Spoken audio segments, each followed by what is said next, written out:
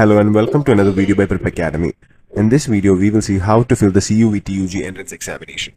As we can see, this is the official page of the CUET-UG entrance examination. In this page, on the top center, we can see a link called Registration for CUET-UG 2026 is live. First, we have to click on this URL. Now, this will redirect us to this page. On this page, we can see a registration for CUET-UG 2026 marked in red ink. We have to select on that button. After that, we will be redirected to this page on which we can see three windows. On the first window, we can see steps to apply online, which is an online brochure from which we can look and understand the necessary procedures to fill the form. The second one is register yourself for the above mentioned examination. Now, this is the place where a new entrance exam registry should click on to. The third one is for the already registered candidates. If you're a candidate who is already registered for the examination and wants to log in to your registered page, you can click on this button. Now, as a new joinee, when we click on the second page, which is a registration for new candidates, this window will pop up. In this window, we can see information pages on every side. After scrolling a little bit on that page, we can see this table.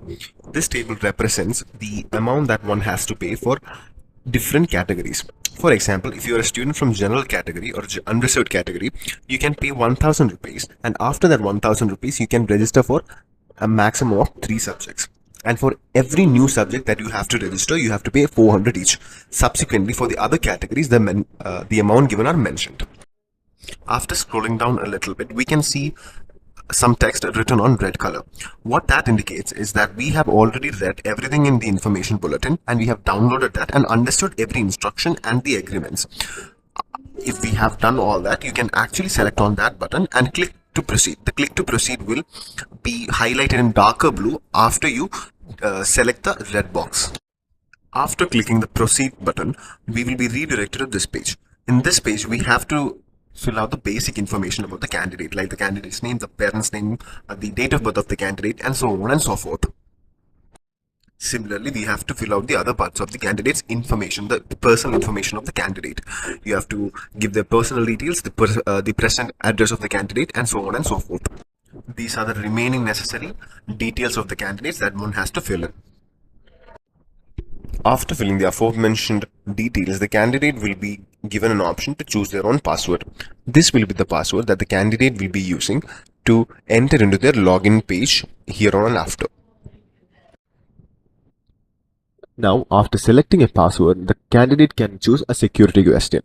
After choosing the security question, the candidate can now give a security answer, which is the answer to the selected question.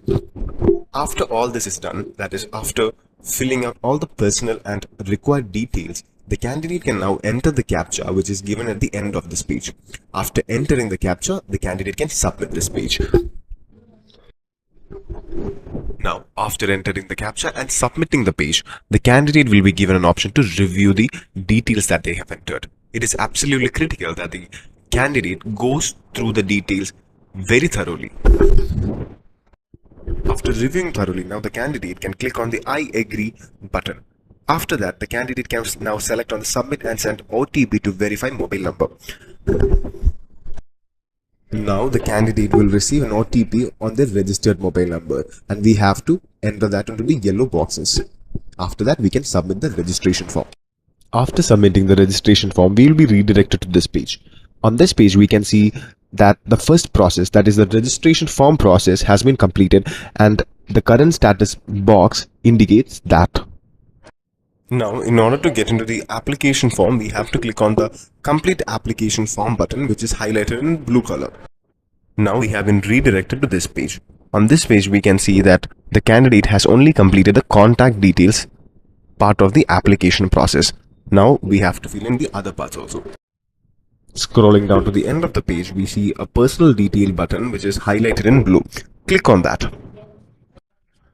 Now this will allow us to go to this page where we have to enter the personal details of the candidate. Now, as the candidate has given some of the information regarding their contact detail information, we do not have to entirely fill the candidate's information from scratch. After entering all the necessary details, the candidate will now be given the option to enter the CAPTCHA. After entering the CAPTCHA, the candidate can save and go to the next page by clicking on the Save and Next button highlighted again in blue. This will redirect us to the next page, on which we will be asked if we belong to the PWD or the physically disabled category.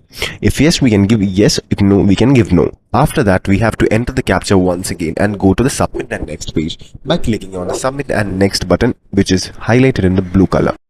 This will redirect the candidate to the Identity Details page. On the Identity Details page, the candidate now has to select an ID card of their own choosing and enter the details of that. Now, for this candidate who has selected their Aadhaar card as their identity card, they now have to enter their Aadhaar card details, that is their Aadhaar card number. If you are a candidate who is selecting some other kind of identity card, for example, take the driving license, you have to enter your driving license number. After selecting that number, we have to enter the CAPTCHA once again and submit this page. After entering the Submit button, the candidate will now receive an OTP on their registered mobile number. You have to enter the OTP and afterwards you have to again enter the CAPTCHA and again submit the OTP.